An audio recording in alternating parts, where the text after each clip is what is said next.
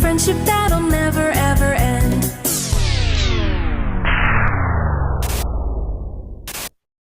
Run!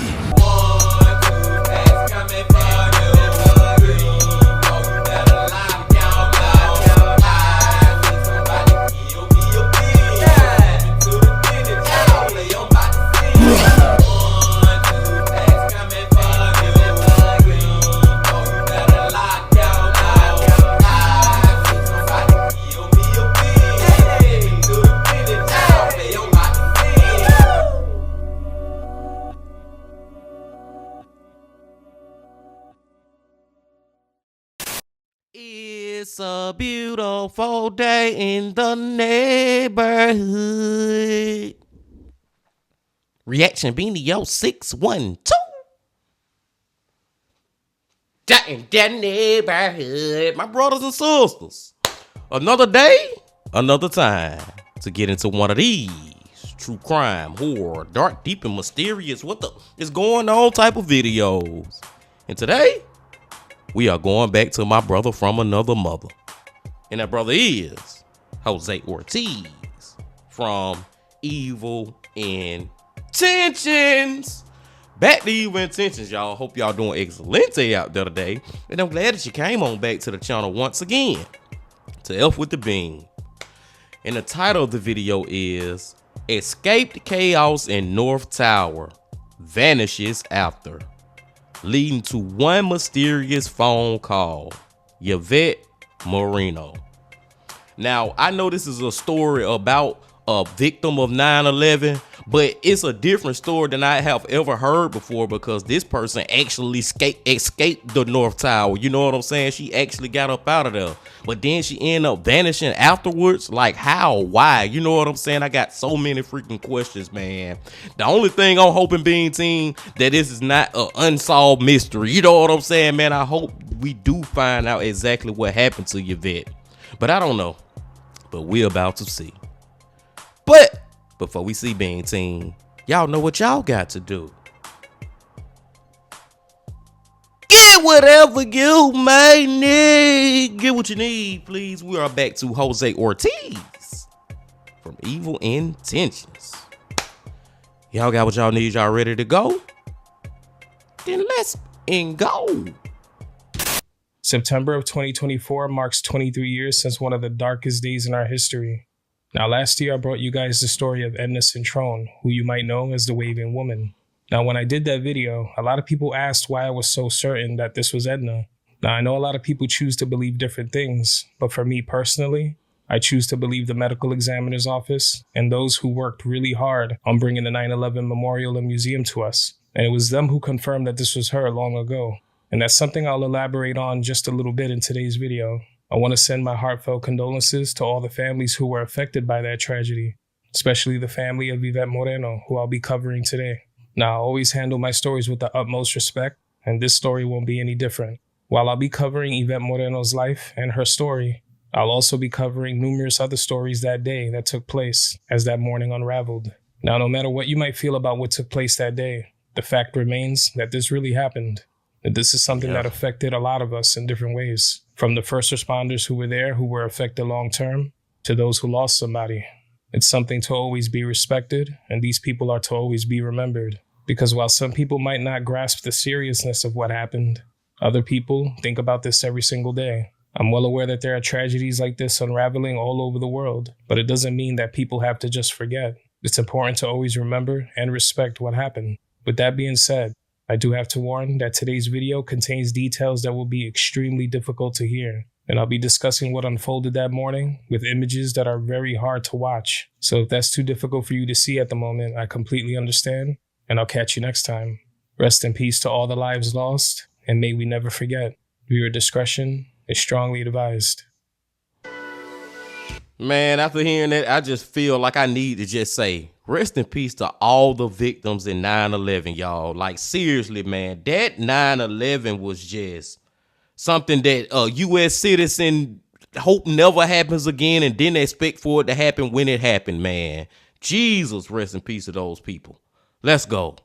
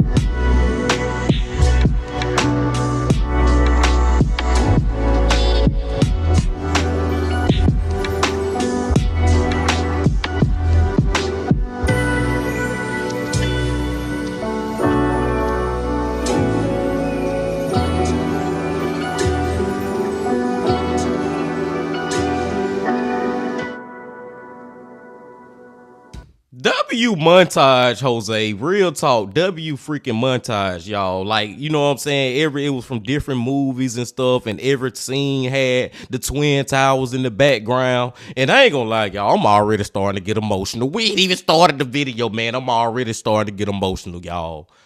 Let me take a deep breath. Let's go. Killing 6 people and injuring more than 1,000. That happened in 1993. And now, once again, we're looking at pictures live of the World Trade Center where a plane minutes ago, just before 9, collided with the building. And this is, of course, a building, a complex in which literally tens of thousands of people work. It was a major problem back when that this bombing happened because it simply affected so many people. And now once again, we have this accident happening here. Now, as you can see, we're looking about 3/4 of the way up this 110-story building where the smoke is coming out. It was coming from the north, heading south towards the tower. And I see another plane approaching right now.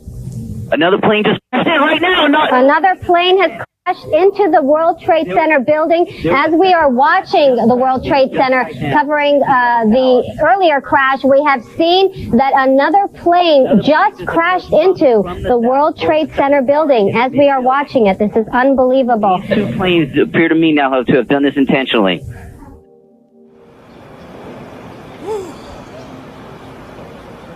Whoa! Oh my God!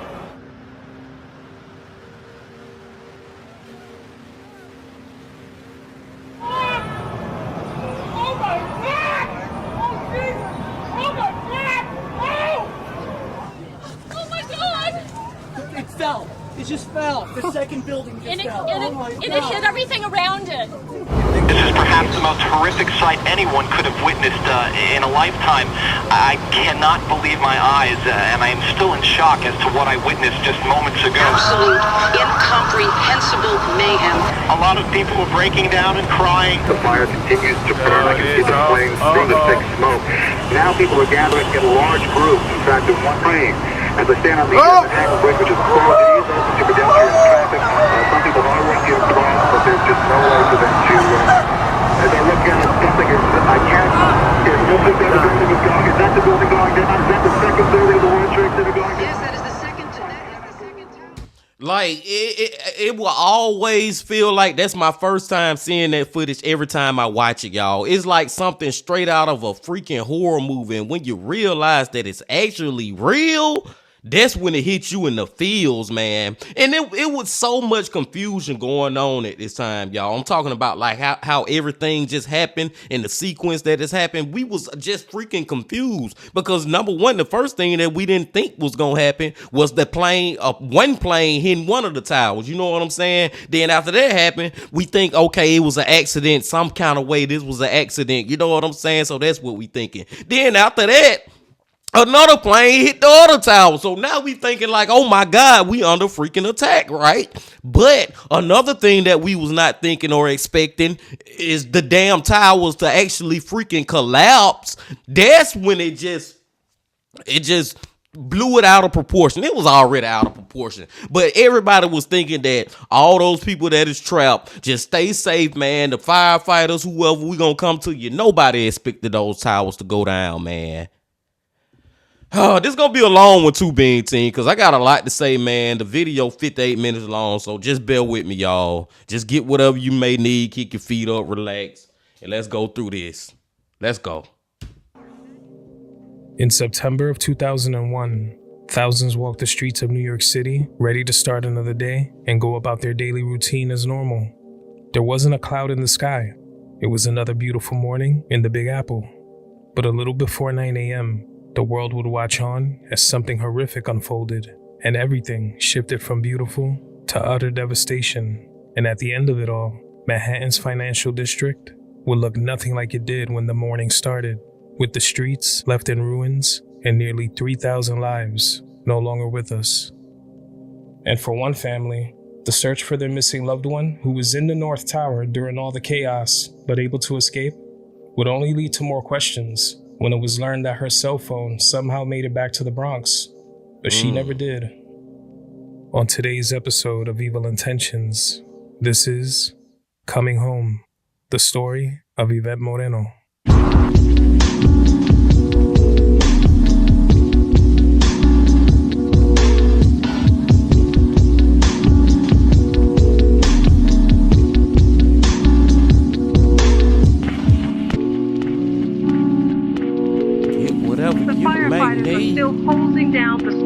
remains of what is left of the World Trade Center area. They are not giving up hope that they might find more people alive.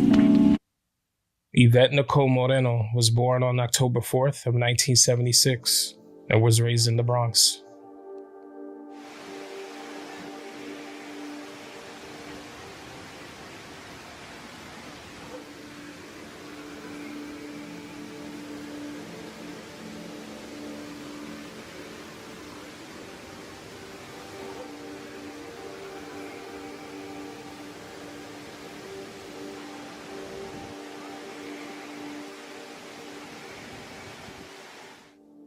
Yvette was born to her mother Ivy, and they resided near Olmsted Avenue and Black Rock Ave with Yvette's younger brother.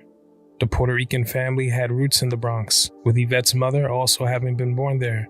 While some of these blocks were at times known to be a little quieter than other sections of the borough back then, the Greater Bronx was a different story. It was a time of uncertainty, violence, and could be a huge challenge for anyone raising small children. But it was also a borough filled with families and neighbors who had built friendships over time.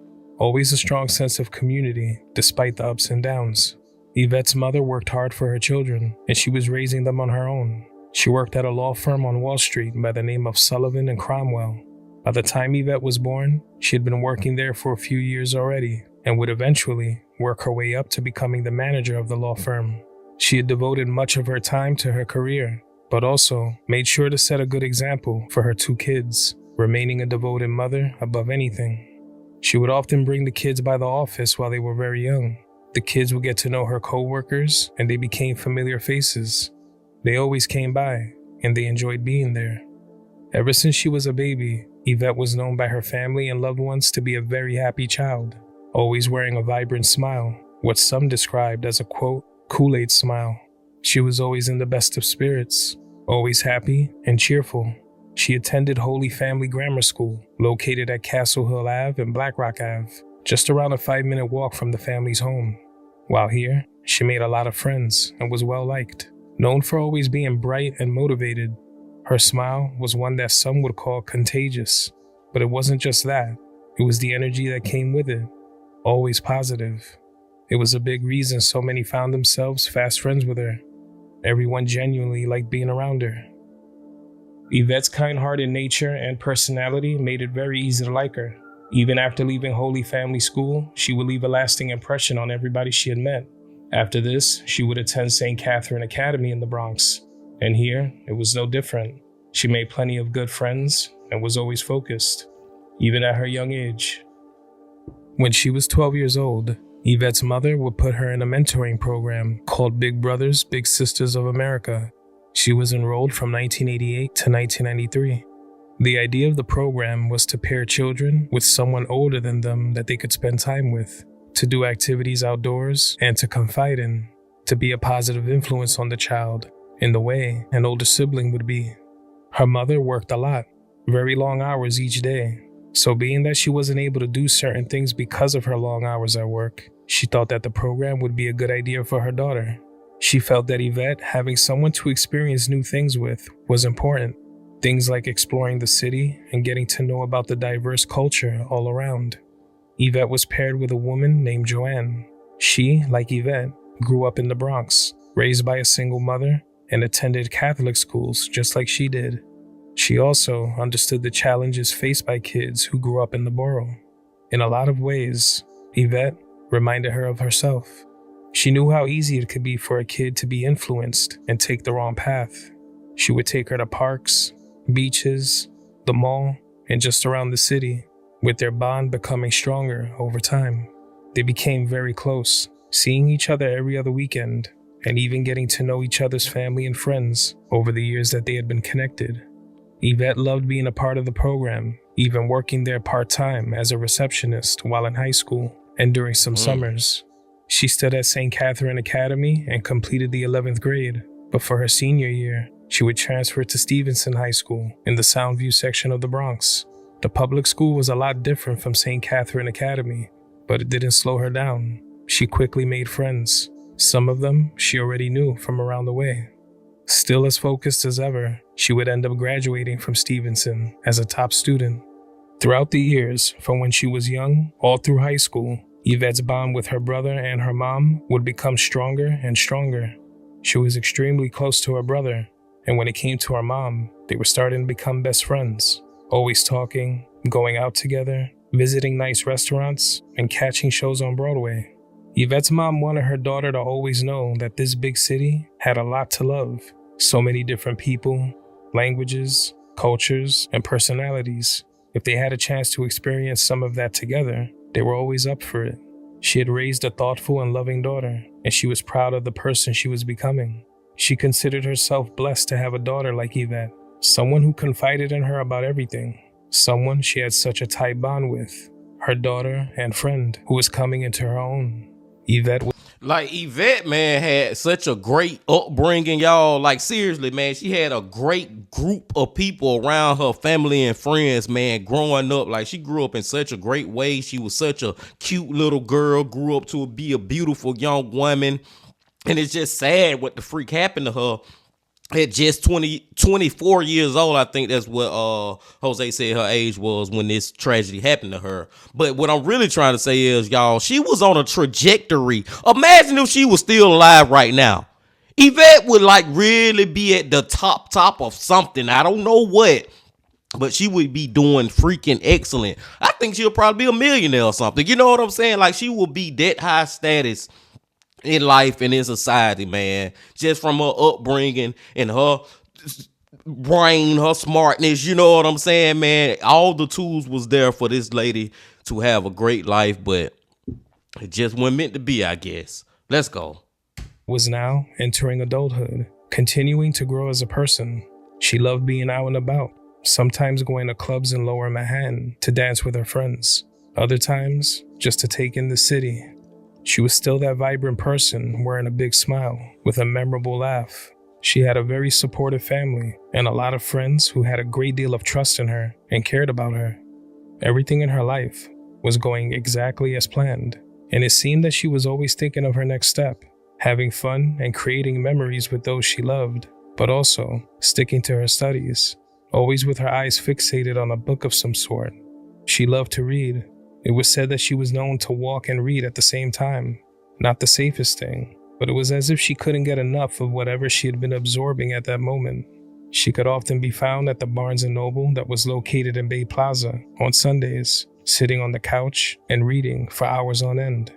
Aside from her relationships with her mother and brother, she would also remain close to Joanne, her big sister from the program years before. Even after Yvette was no longer in the Big Brother Big Sisters program, they would keep in contact and met up whenever they could. She would also continue to attend Big Brother Big Sister events, showing support and helping out whenever possible. After her high school graduation, Yvette attended Hunter College for 3 years and would end up on the dean's list while there. She majored in sociology with a minor in psychology. When she started to think of what she wanted to do for a career, she thought to herself, she wanted to be a good influence on children the way her Big Sister program had been for her. She thought it might be a good idea to become a guidance counselor for teens who needed to be steered in a more positive direction. She understood that a lot of kids in the 5 boroughs didn't always have the resources necessary to thrive. She said herself that if not for the BBBS program, she might have been swallowed up by the streets. She was quoted as saying, "If it wasn't for Big Brothers Big Sisters, I probably would have been lost to the streets of the South Bronx." She was happy that she was fortunate enough to have the proper guidance and parenting, and she wanted to do her part for kids who might need the same. If the guidance counselor route didn't pan out, she also had ideas of possibly being a school social worker. By January of 2001, Yvette was starting the year off in a big way. Her experience at Big Brothers Big Sisters would lead her to a brand new job. She was now, officially, a receptionist for Car Futures, a global brokerage firm. She had been working with them since the year 2000 as a temp, but would become officially hired at the beginning of 2001. The company's headquarters were in Chicago, but they had offices in New York City, located at the World Trade Center. Their offices were on the 92nd floor of the North Tower. She was very excited to be working there. The area was busy, and it's almost like a place working under its own timing. If you happen to slow down and take a look around you, it can feel like everyone is in a hurry. Most of the times, they are. But she adjusted quickly. She could be seen with co-workers having lunch in different places on Wall Street and right around the job, those towers high above her. Anytime someone asked her how work was going, she expressed how happy she was with the company, like the time she ran into a friend on the train. It had been a while since they'd seen each other. Yvette was happy to bump into her. They caught up during a quick commute, where Yvette expressed being very happy about her new position. This was shortly after she had become officially hired. She talked with her friend about making plans down the line, since they had always enjoyed each other's company in the past. Any old friends who bumped into her here and there felt the same way. It was genuinely pleasant being around her. During the summer of 2001, Yvette met with her mother and Joanne to grab dinner at a restaurant called Cabanas down at the South Street Seaport. She had graduated from Hunter and was now a student at Lehman College, continuing with school and looking forward to getting her master's degree. She was working at Car Futures and going to school at the same time. It wasn't easy doing both, but she was more than happy to. She was due to graduate in May of the following year. She was single and living with her mother and brother. She was in no rush to go anywhere because she genuinely loved being around them. Their company was always welcome. She told Joanne all about the new job and her plans for the future. Joanne knew that the girl she had remembered being her little sister was well on her way to achieving great things. Her nails were done, so was her hair, and she was dressed professionally, growing into her new role. She would also mention that she was saving her money to buy her first car, and Joanne had no doubts that she would make it happen. In her own words, Yvette was doing everything she set out to do. As someone who had built such a strong bond with her, she was, of course, extremely proud. By September of 2001, Yvette had already gotten into a daily routine where she would leave her home in the Bronx and make the trek downtown to work. She would be one of 140 employees at Car Futures offices at the time. The corporate world suited her well. She loved it, and she was looking forward to making her next move and getting her master's degree. But on one beautiful morning, the 11th of September 2001, Yvette would find herself going to work and instead being faced with unspeakable horror and a level of chaos that she couldn't see coming. And I know I was talking about earlier, y'all. I was talking about earlier when I was like, no American, like nobody expected it to happen. But I was thinking like on the outside looking in. Imagine the people who actually went to work that day inside the towers. Them the ones I really should be thinking about. I feel a little selfish the way I was thinking earlier, man. Now, put yourself in their shoes. You know what I'm saying, man? Yvette had no freaking idea. Then when it happened, I can't even imagine what they was thinking in them moments. But I want to point out now, the more we listen to this story, I need to find out why the freak did she vanish. Please don't let this be an unsolved mystery. Let's go. Skies were as blue as ever, not one cloud visible. A lot of times, it's the first thing you hear about when people describe that morning. It was so perfect out, it was hard to ignore. The morning was unfolding like any other. On the ground, thousands of people walking through the 5-acre Tobin Plaza outside, entering the towers and other buildings to head to their offices, ready to get their workday started. The plaza was named after Austin Joseph Tobin, director of the Port of New York Authority from 1942 until 1972.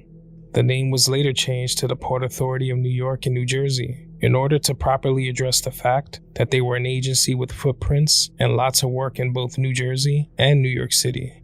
If you've ever taken a bus at the Port Authority bus terminal, taken a PATH train to or from Jersey, or taken a flight from LaGuardia, JFK, or Newark, they're all run by the Port Authority. During the summers at the plaza, they'd often have events for people of all ages, all a part of a series of events called Center Stage at the World Trade Center. You could find people here all day, or enjoying themselves after a long day of work. You could find children dancing and getting their energy out. In the middle of the plaza, you had the Sphere, created by German sculptor Fritz Koenig. The sculpture sat mounted on a stone platform that was surrounded by water from the plaza fountain. People would sit on the benches that surrounded the unique piece, while countless others had grown used to seeing it as they came and went. Everything about this space was unique. The different mix of people from all over, the liveliness, the musical performances, the north and south towers high above. It was more than where work was located. It was considered one of New York City's great open spaces and still evolving. But just a few hours later, the entire plaza would look entirely different, telling a story of horror and extreme human suffering. In the North Tower, it was a busy day as usual. At the very top was the Windows on the World restaurant, which opened up in 1976, located on the 106th and 107th floors. Restaurants Wild Blue, previously called Cellar in the Sky, and The Greatest Bar on Earth were also located here. It was a very popular place. Most of the time, the place was filled with hundreds who came to get a taste of the wine menu, the food, and last but not least, astonishing views of the Manhattan skyline. They employed around 450 people who spoke more than 60 languages. With so many people coming from all over the globe to conduct business, this was definitely a plus. Windows on the World was a very appropriate name for the place. That view was unlike anything else. It isn't every day that someone would get to see the city from this perspective. Nerve-wracking for some to be so high up, but it was also breathtaking. At around 8 a.m., different businessmen and women would sit at tables at Windows on the World to grab breakfast and discuss work. Risk Waters Group was having a meeting in one of the conference rooms located on the 106th floor. Both 106 and 107 were busy as waiters went from table to table taking orders and filling cups of coffee. Some enjoyed their slices of smoked salmon, while others waited for their guests to show up. A lot of those who had been at the restaurant were there on a weekly basis. It was something Plenty did often. Several floors below, on 92, was the office for Car Futures. Things were busier than usual for them that morning, with a lot of people walking the floors of the office. A group of brokers for the parent company of Car Futures were due to have a special meeting at around 8 a.m. and gathered together for it in a conference room, as planned. Yvette would normally arrive at the World Trade Center early, making her way into the North Tower and taking the trip from the lobby to 92 via elevator. She was well known and liked on the 92nd floor.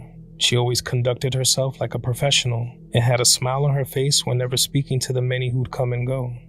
In September of the year 2000, a video was recorded by credit analyst Trisha Collins. The video shows everyday life at the offices of Car Futures, and when she directs her attention to the receptionist, Yvette can be seen waving at the camera. Okay, one more view. Is that a receptionist? Her big smile is unmistakable. Every floor of the tower was filled with people who, just like her, arrived to do their jobs and conduct business. But less than an hour after those conferences started, as breakfast meetings continued above, those inside of the North Tower would be the first to experience the utter chaos and terror that would soon change everything.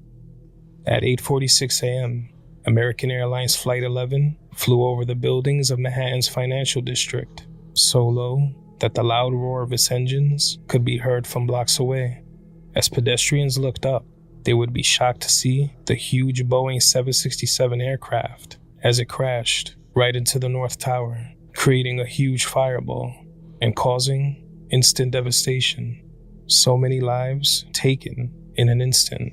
It was a normal morning just a minute before this, and now people who had survived the impact of that crash in the building found themselves thrown off their feet as the building rocked back and forth like they'd never felt before. The lights flickered on and off, and cracks would begin to form all over the walls. People who were below the impact zone didn't know what hit them, but they could see the debris as it rained from above. In their hearts, they knew that something had gone terribly wrong. On the outside, nobody understood exactly what was happening yet. Some saw the plane hit, while others just saw the large fireball created by the crash. Many assumed that this had to be an accident. How could anyone crash into one of the towers? They're impossible to miss. In a matter of seconds, the beautiful morning had now morphed into a horrifying scene filled with destruction, reminiscent of something that you would see in a Hollywood film. Except this was very real.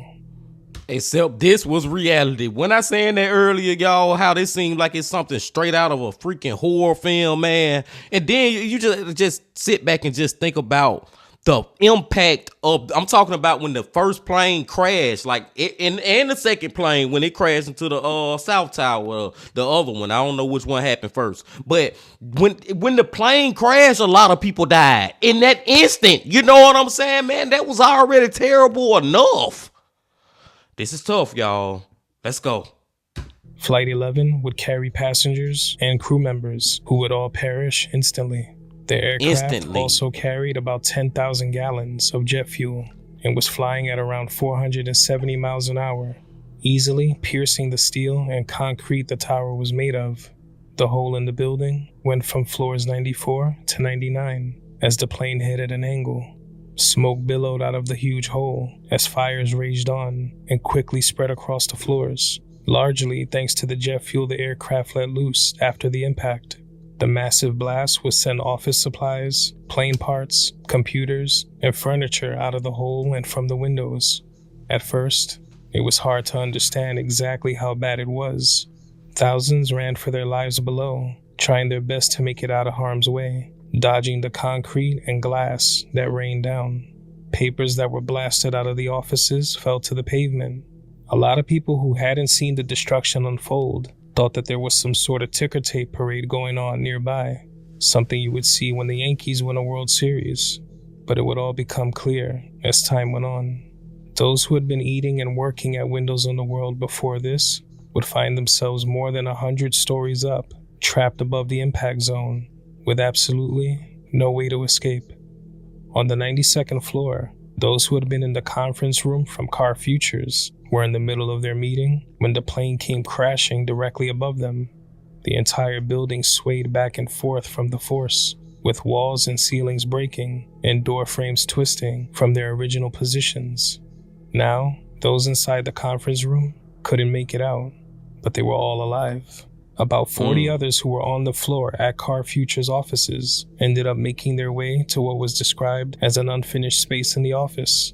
This is known because as it happened, phone calls to loved ones started to come in from that office. Some people sent emails to friends, family, and other co-workers from offices above the impact zone. Some of those emails described the conditions inside the towers and what people were doing to try to help themselves. Others would ask what exactly was going on, because from where they were, they couldn't understand or imagine what had taken place. One email from a man inside would read, "Any news from the outside?" hoping that some sort of help was on the way, trying to make sense of everything. Just a few minutes after the North Tower was hit, Windows on the World was filling with black smoke at terrifying speed. The restaurant's manager, Doris, tried her best to follow their fire safety training and get everyone to a place that they could breathe. She made several calls to the lobby of the tower, where the fire command center was, and each time she did, she asked, "What do we do? What do we do?" The situation was dire and getting worse by the second. All those answering the calls could do is tell those stuck inside to try their best to cover their faces and any openings with towels or whatever they could find. But they were struggling. They started off trying their best to be positive, but panic was beginning to set in. More emails and calls came from inside. Those sending the emails were becoming desperate and seeking any answers they could. Whenever callers were lucky enough to get through to emergency services, they were told to hang on, help was on the way. And it was, but they couldn't see what we saw. In a way, it was almost like they were cut off from the rest of the world, with no idea what really caused this or the motive behind it. One email came from a man named Peter Alderman. He used his BlackBerry to message his sister. The email described the nonstop wave of smoke. He told her, "I'm scared." By this point, the raging fires and heat were spreading everywhere. The floors and ceilings were starting to buckle above and under anyone on those upper floors. Water ran down the walls from the severed pipes. The flames continued to spread. The fire suppression systems in place at the tower couldn't even begin to put out the flames. It was just too much. About 20 minutes after the crash, NYPD helicopter pilots who had been communicating with their base would relay awful news. They wouldn't be able to land on the roof for a possible rescue. The structure was just too unstable. The tower had so much smoke coming from the top that it was impossible to land safely or help anybody. But those inside had no idea. Nope, they didn't have no idea, y'all. That's another thing that I wanted to bring up, but I was waiting on Jose to get to that point.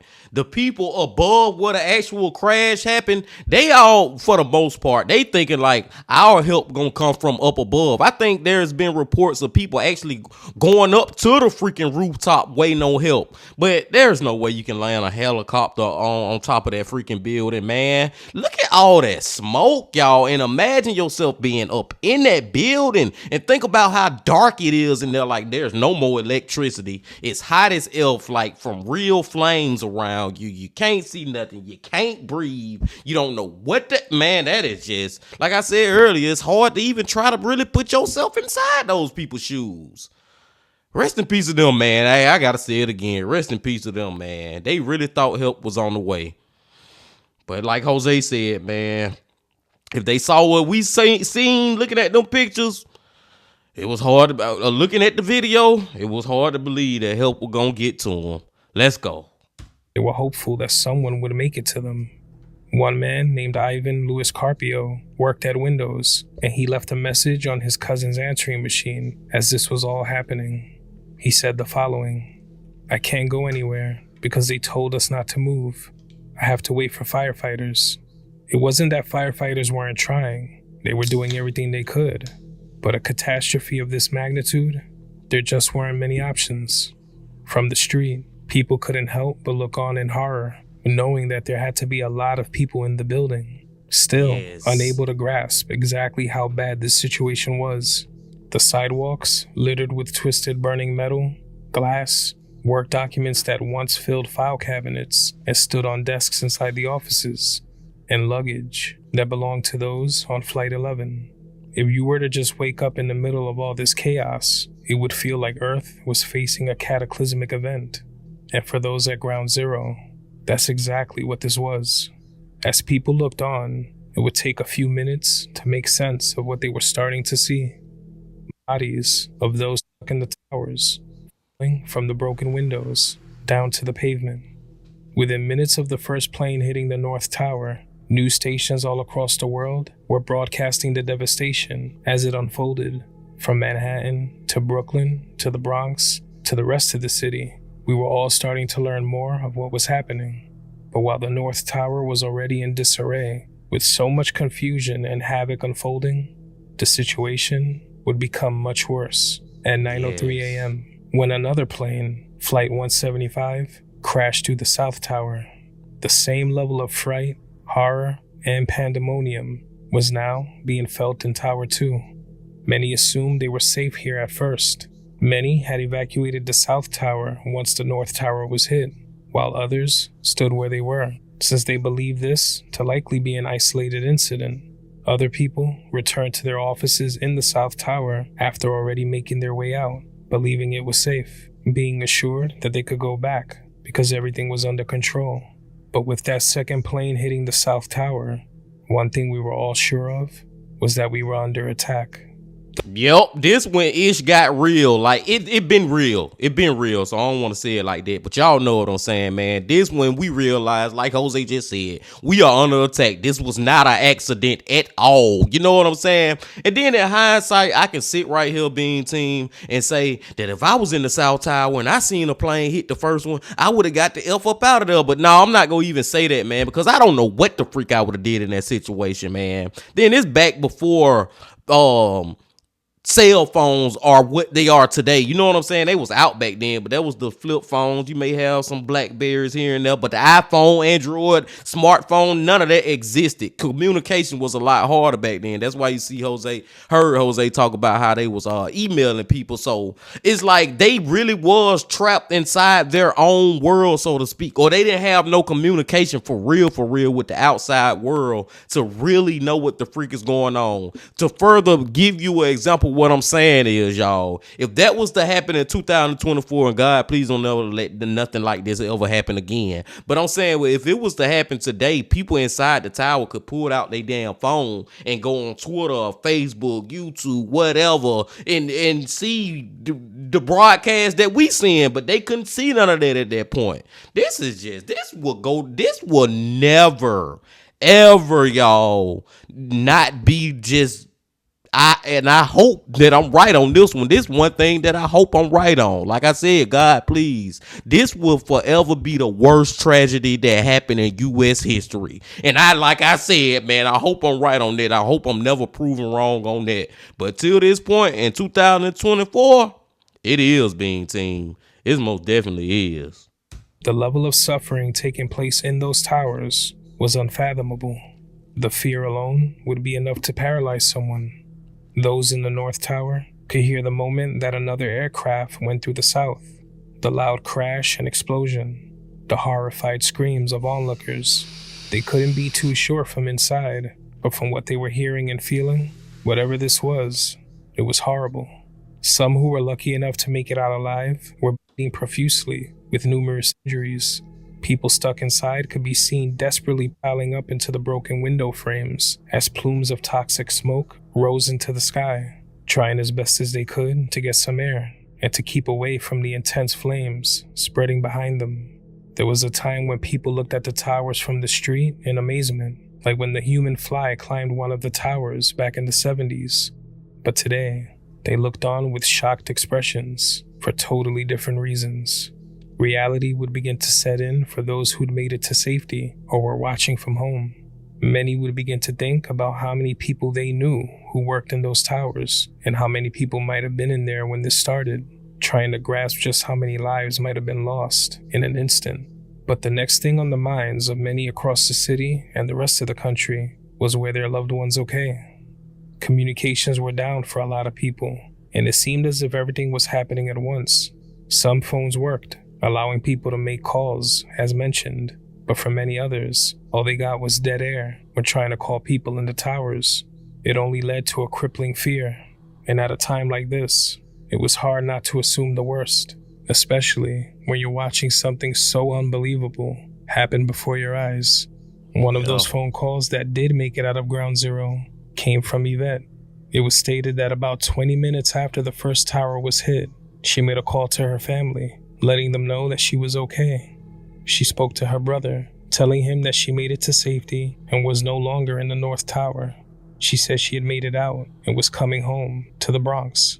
She would also say it was probably best if their mother didn't go to work that morning, since her mother worked just minutes away from her, and it was obviously not safe. The call ended, and as they waited for her arrival, the morning in downtown Manhattan only became much worse. As the fires raged on in the South Tower, the steel structure would begin to weaken from the extreme heat and jet fuel.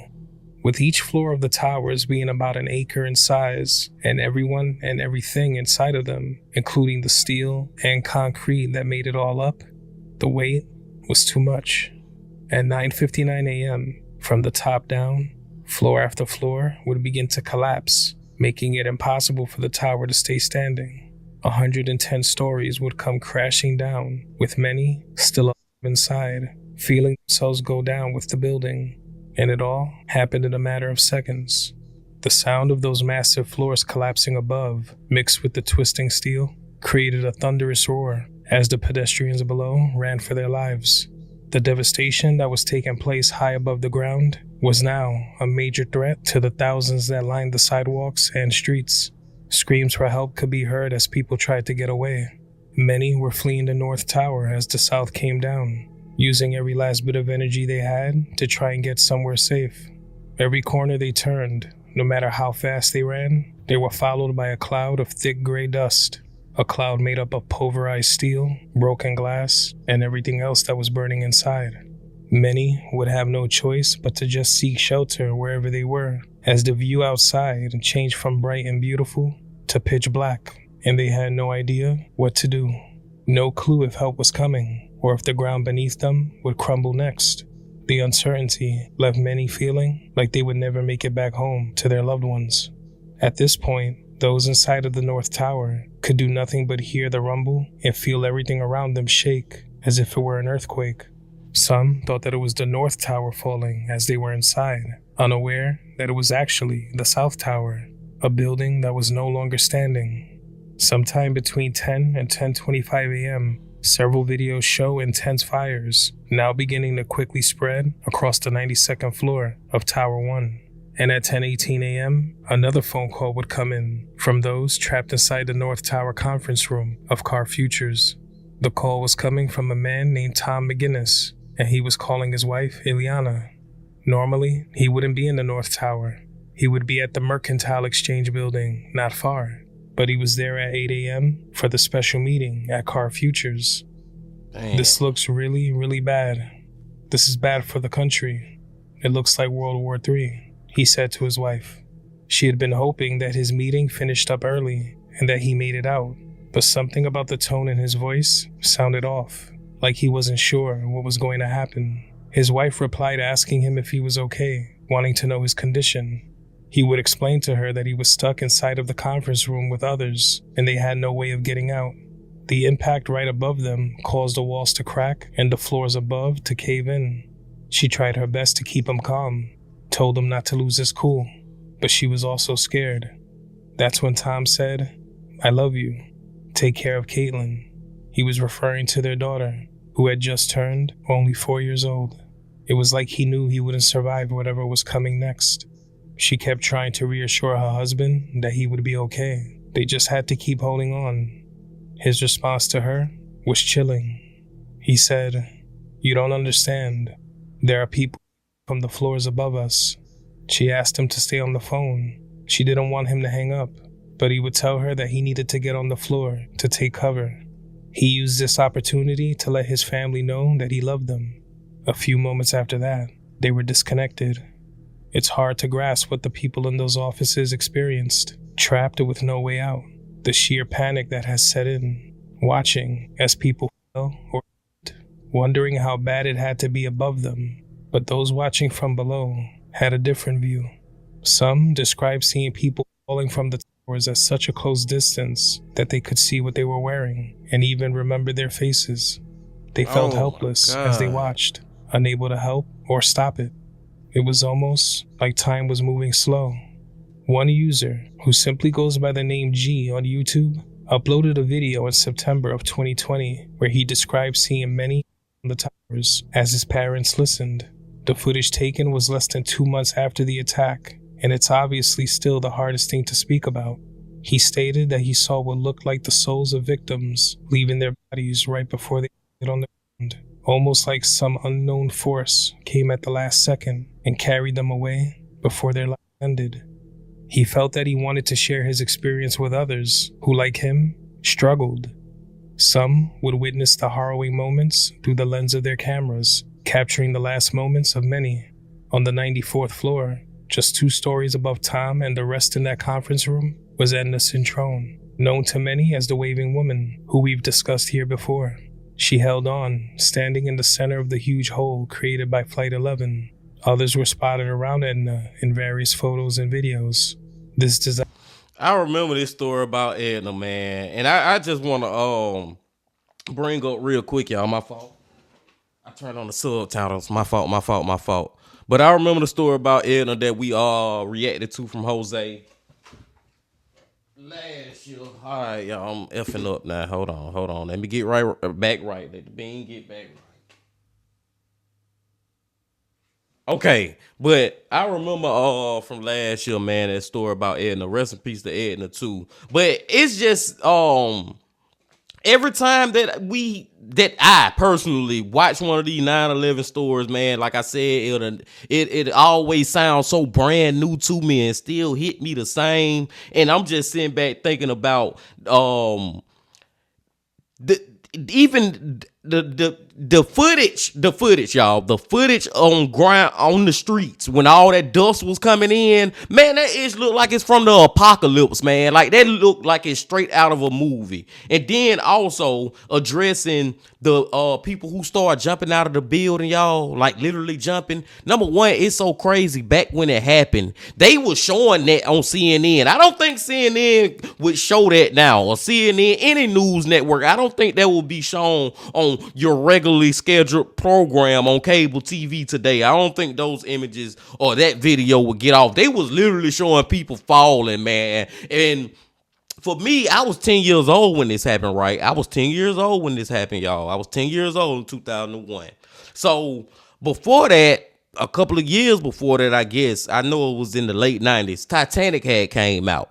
And Titanic used to scare the ish out of me. And this the reason it used to scare me, because when you see those people jumping off the ship or falling off the ship and stuff, and then now I'm watching it years later in 2001. But the only problem with this that really hit me even at 10 years old is the fact that this is real life. You know what I'm saying, man? This is not even a movie no more. It was just crazy, man. Even for me as a child, like I said, I was 10, y'all, and I can remember trying to watch Cartoon Network, trying to watch, I think wrestling.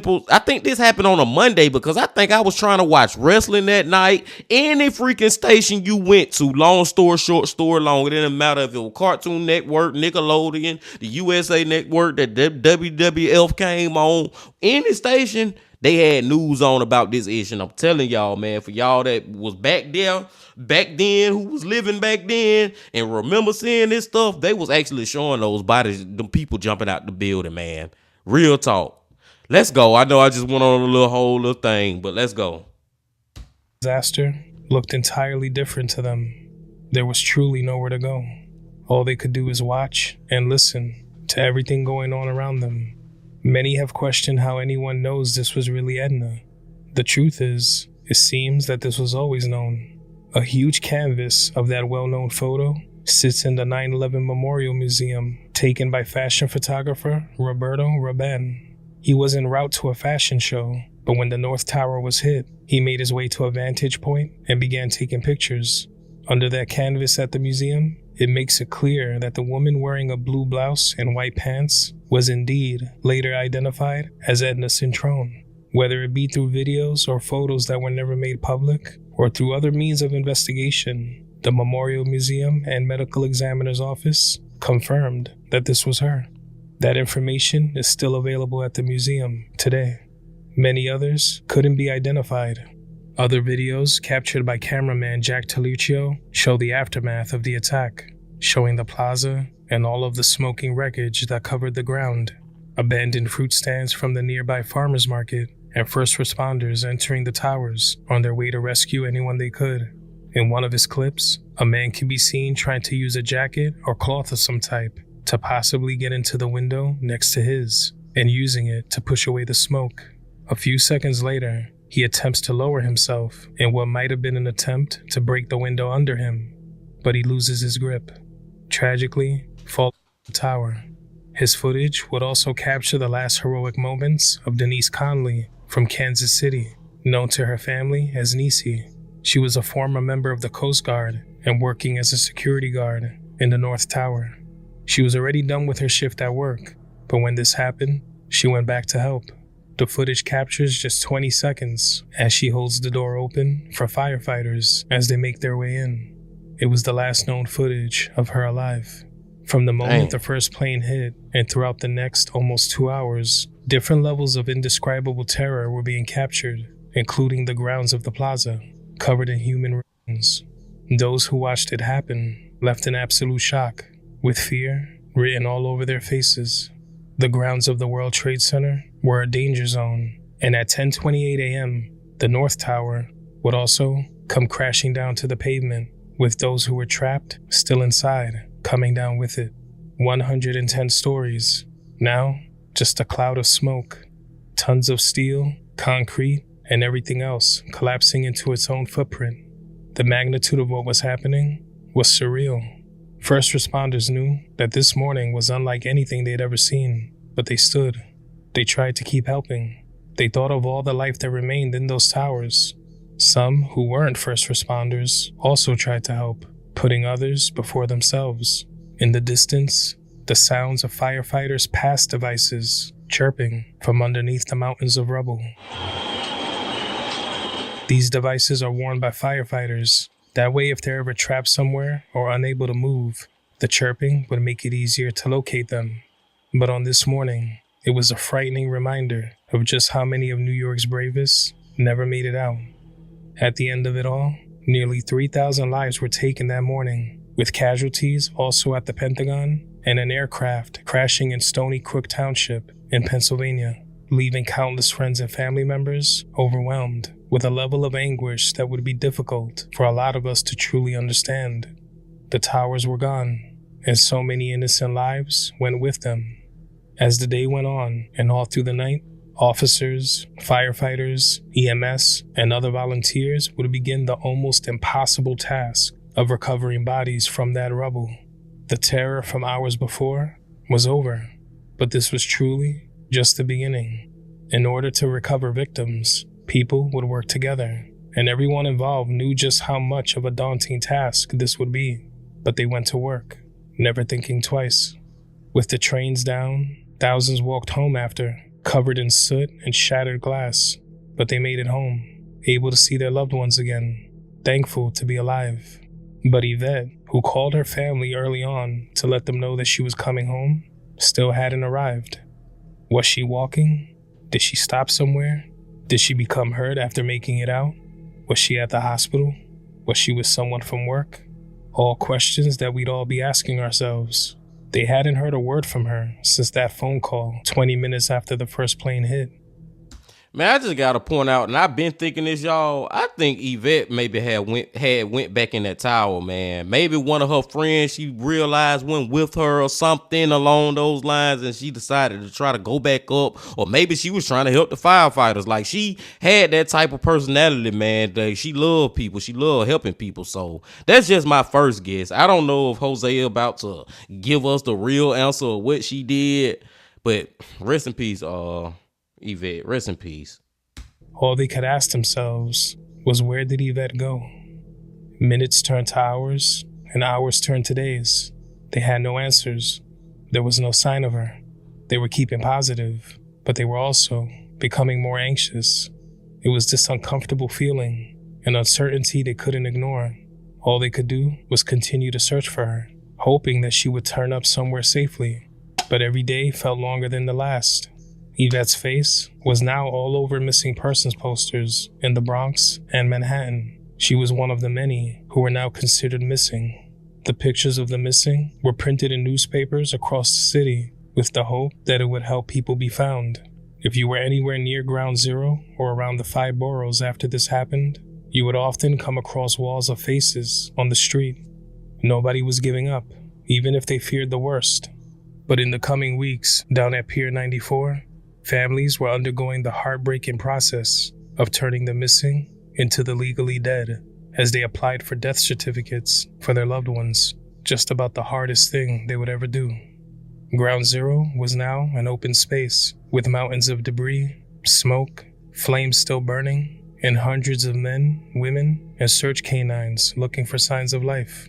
It wouldn't be easy, but those helping knew they had to keep going, even if it was becoming more and more difficult with every passing minute.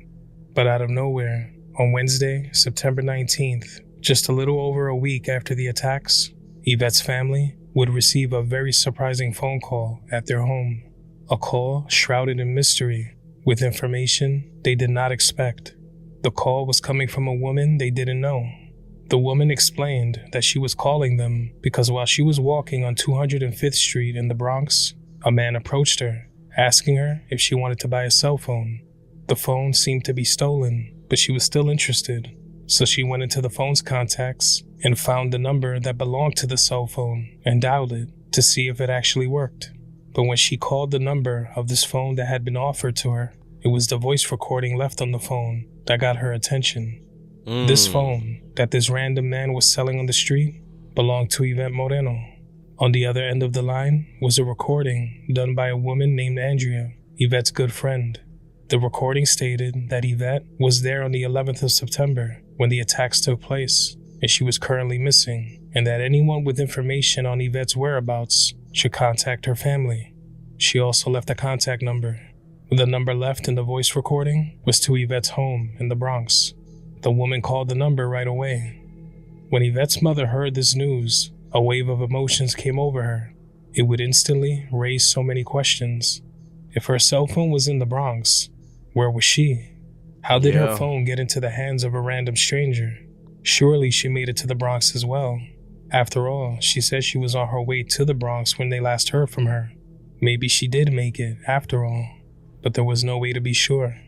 Yvette's mother would write down information concerning this mystery man, as the woman who called gave a description of him. He was said to be around 6'3", light-skinned, with short hair. It gave the family new hope that Yvette was out there, and maybe closer than anyone thought. The news was so shocking to hear, and she was so excited about a new development that she ended the phone call without getting the woman's name. They called police immediately with their new lead, asking them to check the Bedford Park area where her phone was said to be. But when they searched up and down those blocks, they couldn't find anyone matching his description. He was nowhere to be found. Yvette's friends and family were now facing a different situation altogether. They thought that only one of two scenarios could be possible.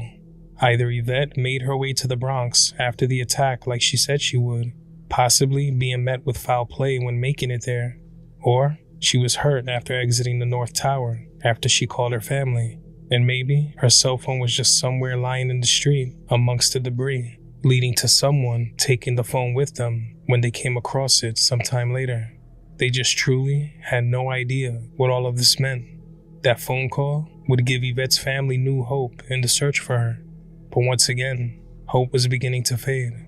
Days and nights just kept passing, and they still had no clue where she could be, or why her cell phone made it to the Bronx while she was still missing. They would dial Yvette's number constantly, hoping for an answer, and it was still working, ringing like it normally would. Whatever it was that happened to her was still a mystery, but that would all change very soon.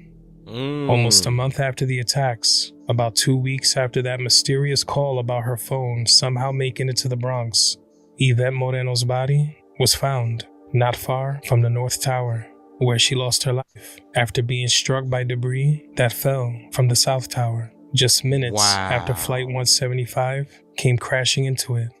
It seemed that as she made her escape from the North Tower, whatever came down from the south would get to her before she could get further away. Some reports stated she was hit by falling debris, while others say she lost her life when the South Tower collapsed. But she called her family 20 minutes after the first plane hit, saying she had made it out safely, which means the South Tower was either just hit as she exited, or it had already been hit minutes before while she was still inside. The South Tower was hit at 9:03 a.m. and wouldn't collapse until 9:59 a.m. Chances are that had she escaped 20 minutes after the first plane hit her tower, as reported, she wouldn't have been anywhere near the towers when the South came down, almost an hour later. It was more likely that it was debris that did this, not the collapse. Again, that's if the timeline provided was accurate. There were also reports that her body was found under a collapsed walkway, while others stated that she was found on an overpass. But while some details were unclear, they were sure of one thing: Yvette had made it out after all. She made that call to her family, letting them know that she was safe, not knowing that it would be the very last time she would ever speak to them. And one of the craziest parts of all of this would be that Yvette was found on October 4th of 2001, on what would have been her 25th birthday. Items recovered from the scene would include Yvette's pager, a set of Hunter University pins where she attended, a gold bracelet, an NYPD necklace, and her car Futures ID card. Many questions remained. Who was it that called them to let them know about Yvette's phone? Who was the man trying to sell it? And how exactly did he get his hands on it? Especially in the middle of all that chaos. It was all very unsettling, and it only added to the confusion. But the horrible truth was now known. As you'd imagine, it was a crippling grief that hit those who knew her extremely hard, especially her family.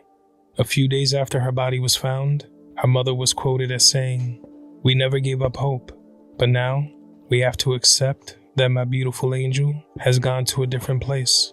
After I ain't gonna lie, y'all. For a second, man, I was hoping Jose was gonna say that she some kind of way survived, man, when he was like the shocking phone call that the family got. But as far as that phone call goes, I guess I can just I guess the leading theory or whatever that I believe is that dude just some kind of way found the cell phone amidst all the chaos and after the whole aftermath or something or everything that happened. Like, I'm saying that he found her cell phone after she already had passed away or whatever.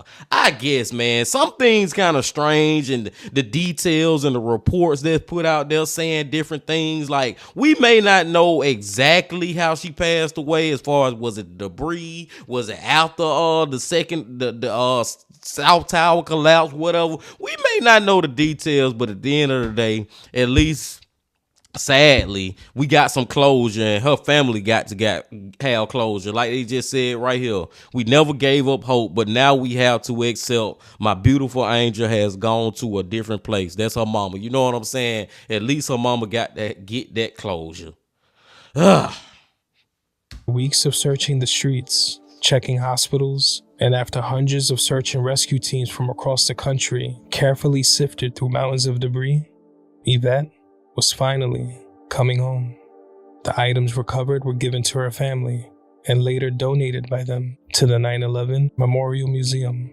Sometime after she was found, a service was held for Yvette Moreno, where more than 750 people would attend. Those who came to pay their respects would travel from places like Florida, Virginia, Washington, and of course, the Bronx. A big collage put together by friends and family showed Yvette through the years, from when she was a child all the way up to adulthood. And in every photo displayed, she wore that big smile that she was known for. Those closest to her, of course, struggled to cope with the immense loss. They were happy she was found and grateful to be celebrating her memory. Not all families had an opportunity to have a service for their loved ones that they lost.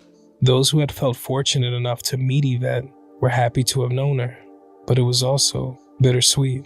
She should have still been here, carrying out her dreams, laughing with her friends, making more plans for her future. Instead, she was one of thousands who lost her life after getting caught in the middle of a truly hateful act. Her mother was quoted as saying the following: "She was always happy. She was beautiful inside and out. I was really blessed to have her as a daughter. I miss her so much." Her mother would also credit her with saving her life after she called that morning saying she should stay home. Yvette's body would then be laid to rest at St. Raymond's Cemetery in the Bronx. After the truth was learned of where Yvette was, and after her body was found, her big sister from the program, Joanne, would visit the family home to be supportive and offer condolences to the family. And sitting out front was a brand new car, a Mitsubishi. Yvette's brother was giving it a polish, and the car belonged to Yvette. The car was so new that it still had temporary plates and that fresh car smell. She had saved her money just like she said she would, and purchased it a week before the attacks. It was just a reminder of the type of person she was, someone who always knew what she wanted and worked hard to make it happen. The woman who made the call to her family about her cell phone was never addressed in future articles, and when it came to the man who was said to be selling Yvette's phone on the streets of the Bronx, he was never found. Yvette Moreno would be one of 69 employees that Car Futures lost that morning. The unimaginable suffering and last moments of thousands that day would leave countless friends and family members grieving till this very day.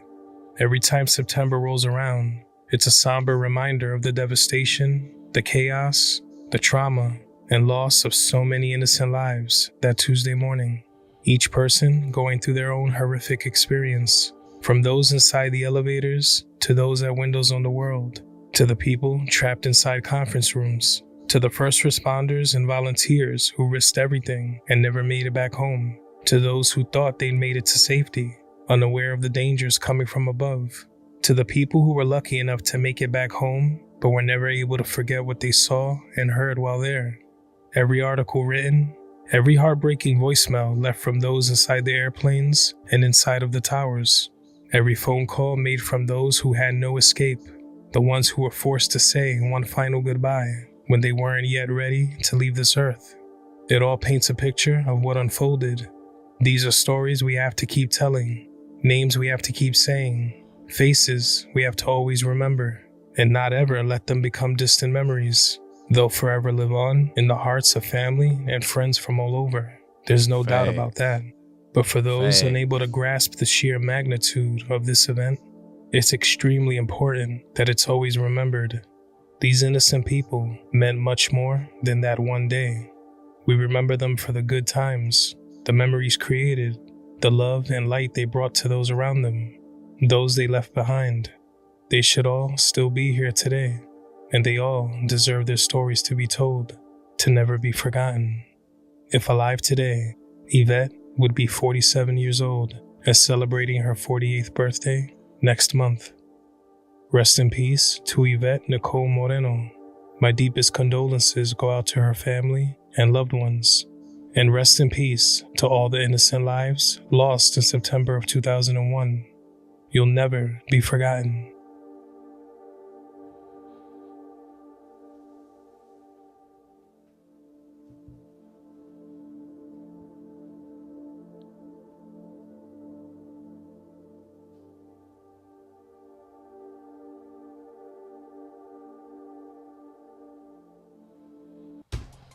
Man, y'all, yes. Rest in peace to Yvette Moreno and everybody else who lost their life in September the 11th, 2001, man. And yes, now I remember because Jose said at the end, this did happen on a Tuesday. And I think that was back when Wrestling SmackDown used to come on Tuesdays, man. And I'm just trying to find something to watch because, like I said, man, I'm a kid, you know what I'm saying? I'm trying to watch some cartoons or something, but all I can see is the news. And that was when it hit for me, like, okay, this is real. Then I started looking at it and I started seeing people.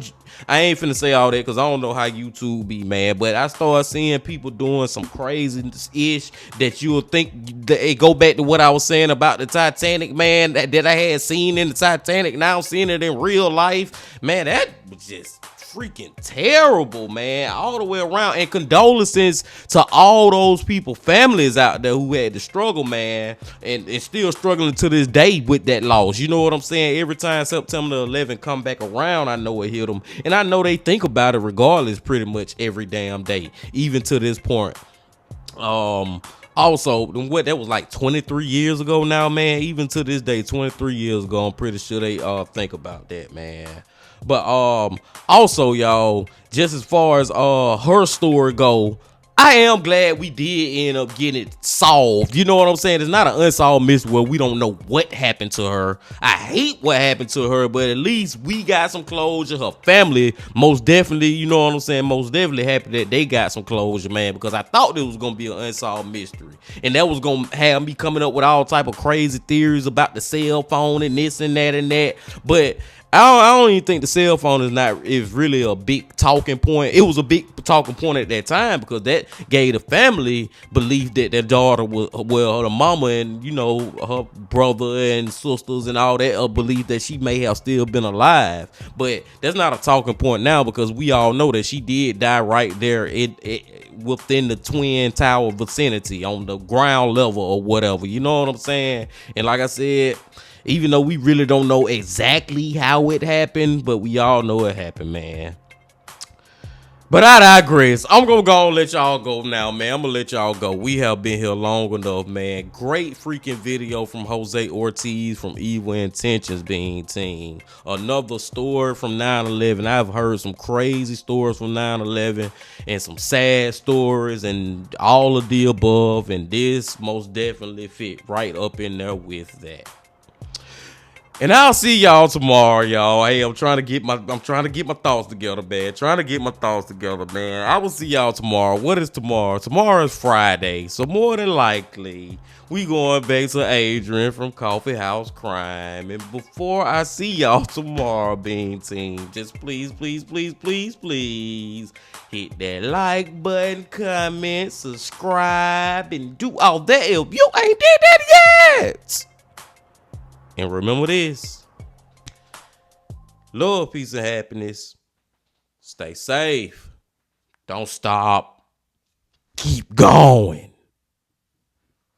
Yeah.